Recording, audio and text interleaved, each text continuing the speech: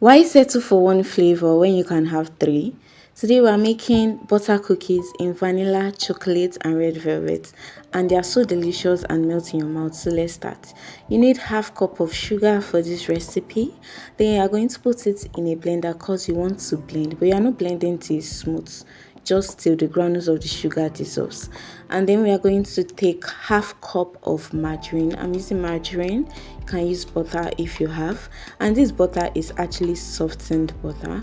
Put it into an empty bowl, and that sugar that we blended, yes, I actually did not blend this sugar till powdery from. No, it wasn't powdery from, but I don't know why it's looking like this in the camera, but it's not powdery. Like, it's just like me breaking it into little bits. I'm going to take my favorite turning stick to mix everything together. You are creaming the butter and the sugar, and I realized that when you blend your sugar, it makes this process even faster. So you cream until you get to this. When you see this color, yes, you know that yes, it is ready. Then you are going to, I'm transferring this into a bigger bowl to have more space to be able to do my cookies. So that's what I'm doing, and I'm clearing everything because I don't like wastage. So you need one large egg for this. So you whisk the egg until you see foam, and then that's ready. Then you set it aside. I'm adding 1 teaspoon of flavor. This is milk flavor because I really like how milk flavor tastes.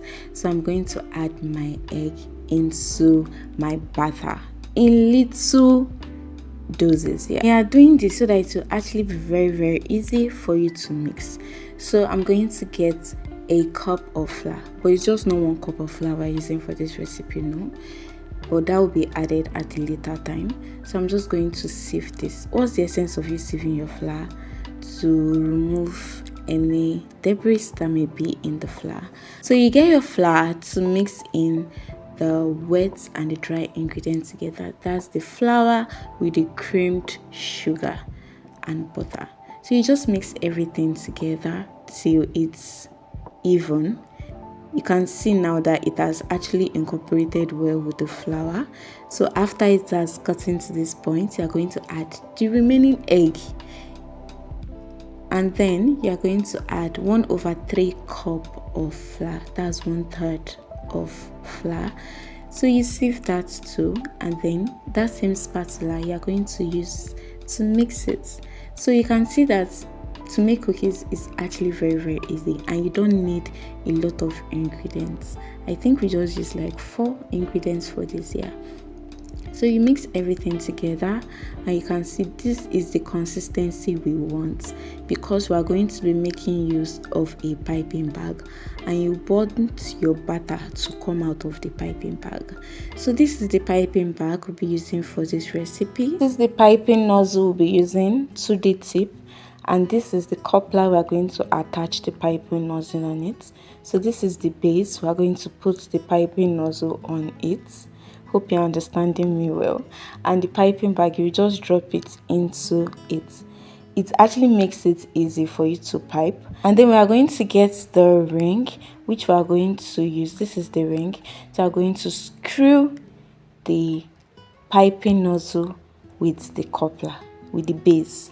So you just screw everything in it so it holds it firmly, and then your piping bag is ready. So this batter will be put into the piping bag.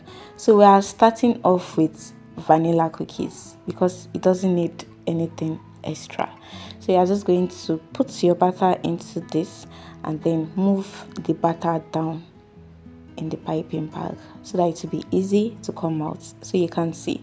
So I'm going to pipe this on a plate for you to see very well. So I'll be starting with a flowery design. Piping is actually very easy. Just be creative with it. Move your hand anyhow. You can see I'm just moving my hand in a circular motion, and I'm getting the design. You can just go online, look for designs, or you can just form it. You don't know. Maybe a very good and creative person, so allow your creativity to shine, and it's cookies, just have fun with it. So I'm going to do another one. I don't know what this shape is called. I think petals, if I'm correct. Someone should correct me if I'm wrong. and then I'm just going to do anything. I'm trying to write S with this, yeah, because there's actually S in my name, and also S to all my subscribers. Love you, love you, love you. If you have gotten to this point of the video, please like, comment, and subscribe to the channel. We are very loving people. You actually enjoy this channel. So I'm piping into a greased pan. Please always grease your pan or grease your baking tray, whichever one you are using. And if you don't want to grease, you can use a baking paper. So easy as that. So if you have gotten to this point, preheat your oven and then you bake this for 20 minutes. With 20 minutes it should actually be done. So now let's move on to another flavor, because at the beginning of the video I said we were making 3 flavors of cookies. So I'm going to add 1 tablespoon of cocoa powder into this batter, and when you mix properly, this is what you should get. Chocolate cookies ready. And then let's make red velvet batter. You're just going to mix cocoa powder into this, and then you're going to add 1/8 teaspoon of food coloring, but the color here is red.